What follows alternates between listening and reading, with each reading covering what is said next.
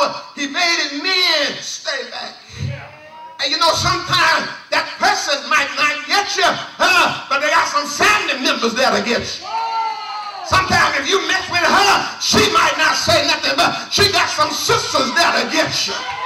Do I have anybody? But when you got spiritual power, when you are anointed to do what you do, you can tell your gang, your person, hold up. They'll stand still. So Jehovah began to turn the tables. And I'm glad I've got a God that knows how to turn the tables. I don't know about you, but I've been down. Yeah, I've been level to the ground. But God knows how to raise you up. So Saul pursued David with 3,000 men. David only had 600. And if you can do the math, the odds are 5 to 1. And don't nobody want to be in a fighting situation and you outnumbered 5 to 1. But God knows how to make your enemy come inside your cave. Leave the 3,000 on the outside. Lay down and cover his feet. And that's where you had the odds on your side. Now the odds have flipped. Because God knows how to turn the table. On the outside, you have the number 5 to 1. But on the inside, you are outnumbered 600 to 1. Oh, you didn't get that. Saul had 3,000 men. David only had 600. But on the outside, Saul had the odds on his side. But when he came inside the cave by himself, the whole numbers changed. I heard Dr. Don say he's all about the numbers. Somewhere we learn not to count numbers, but let God make the numbers count. Where there's 2 or 3 in my name, I'll be in the midst. Do I have anybody? So number 2, preparation to be king. But number 3, the product of true character. The reason why God sent us to church Sunday after Sunday and all during the week. The reason why God gives us experience after experience, it is to produce true character. Come on down to that 8th verse, and I'm going to get out of your way. I know you're tired, so I'm going to hump this off and leave you alone. But somebody here is in there in July. In between blessings. I don't care how much coffee you sell, if God don't bless it. I wish I had somebody. I don't care how many jobs you have, if God don't bless it. I don't care what you do, if God don't bless it, it'll come to nothing. But when God rain down blessings, you may not have but one seed, and one seed will turn into a multitude. Do I have anybody? So God built our lives by producing true character.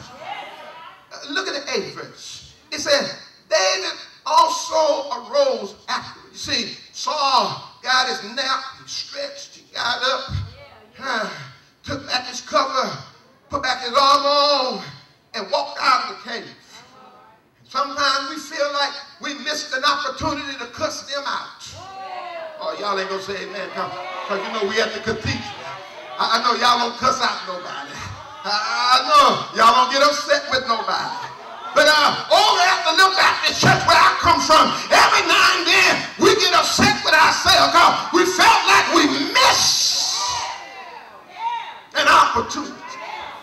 But God said, let me build some true character in your life. Look at that 8th verse. 8th verse says, David also arose afterward that and went out of the cave and cried after Saul, saying, my Lord the king.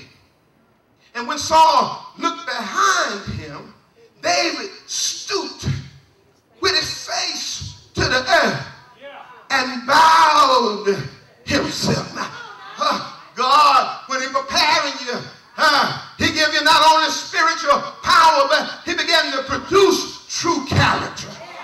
True character in David. He comes outside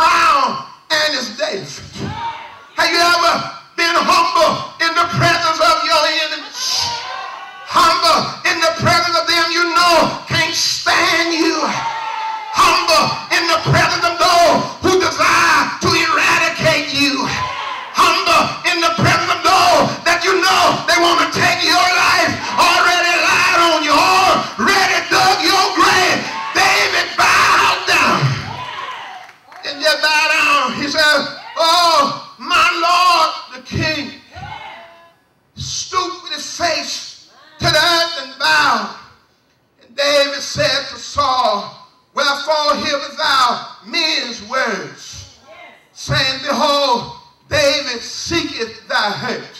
You acting like you acting based upon what some other Negro done told you. You can't stand me based upon what somebody else has said. You acting like you acting because your mind has been infiltrated by a third party. I have no room in my heart to hurt you.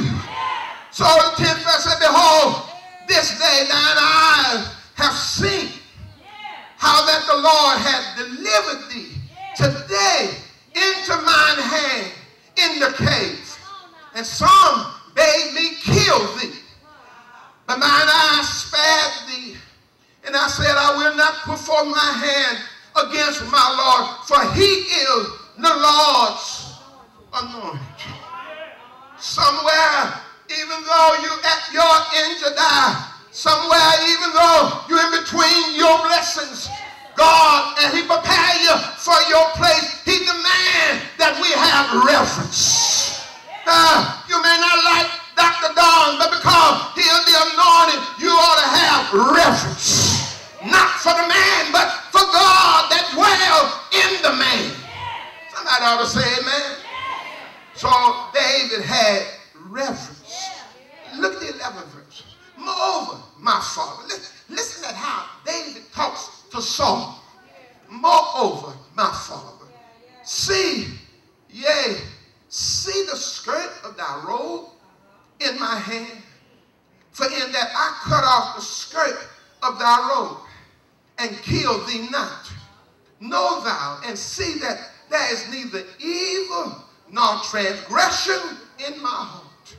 And I have not sinned against thee, yet thou huntest my soul to take it.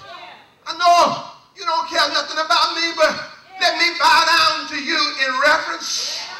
And let me let you know I have nothing but respect for you. You know, that's hard for a modern day saint to have reverence and respect. You may not care nothing about the man, but you ought to have reverence for God. And you ought to have respect for the position. Look at the 12th verse, and I'm ready to leave you alone. The Lord judge between me and thee.